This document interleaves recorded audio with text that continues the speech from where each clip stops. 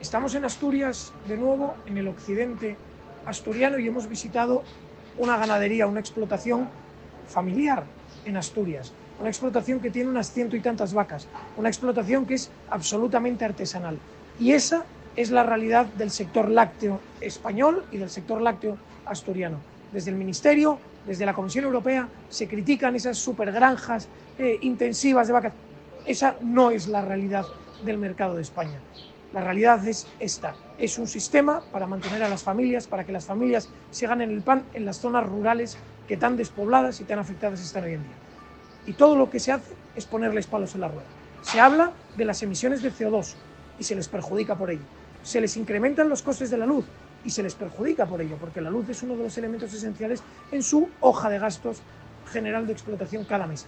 Se les incrementa el precio del gasoil, se les fría impuestos. Y luego lo que viene la administración a decirles es que les va a subvencionar.